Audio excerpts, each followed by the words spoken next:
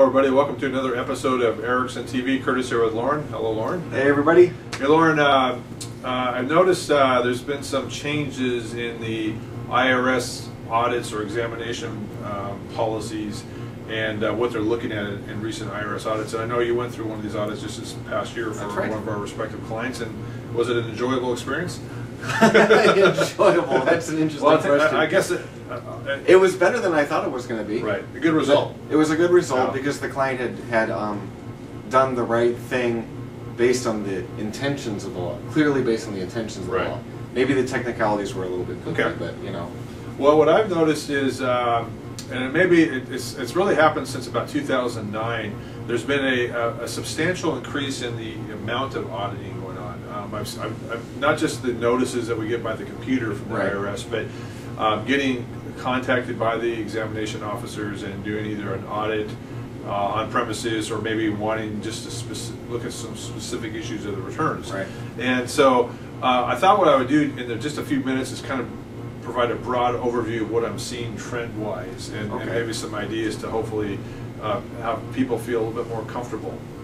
And the thing I've noticed is that the IRS, when they're coming, because of the down economy, there's been many tax returns where income has, let's say, been lower for various reasons.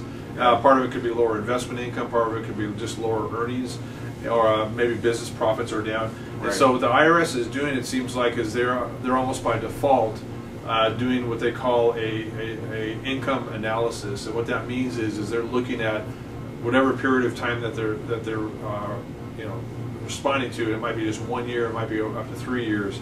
They're looking at all the deposits in the bank statements, and they are comparing that to what is all the different income sources on the tax return and seeing if it reconciles. And that could and the good news is I've had a couple of those recently. The client has been able to explain where all the deposit sources have come from. So that means that you want to be prepared if you've gotten family loans, if you've gotten bank loans or withdrawals from lines of credits. You want to be able to be prepared so we can show that if we ever are audited. The number two issue is of course, I always want to bring this up because a lot of our clients, I think, take this for granted, but the IRS is looking at vehicle mileage claimed, whether it's for a business, whether it's for charitable, whether it's for medical.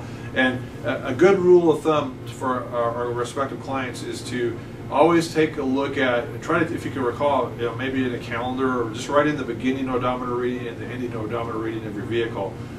Sometimes you have to go back to like your car maintenance and tune-up bills, and they'll put the odometer reading on that. But that's a big thing to reconstruct, because once you have that, then we can at least show the IRS the total miles, and then we can maybe come up with a calendar of some sort to show the business or the charitable trips taken for that respective activity. And then the other thing out there they seem to be looking at is they are looking at charitable contributions again. And so, especially if you're doing non-cash or in-kind contributions, you want to be realistic on what the value is of that item you're giving to, let's say, the Goodwill or Salvation Army or some other charity.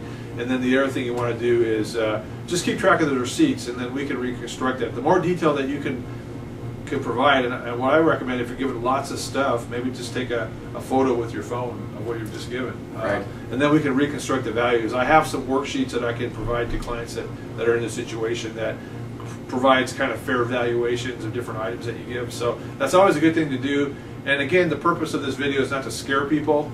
It's just to be a little bit more aware, to be more prepared in advance. Now, here's the good news, because I found that clients sometimes get terrified of audits.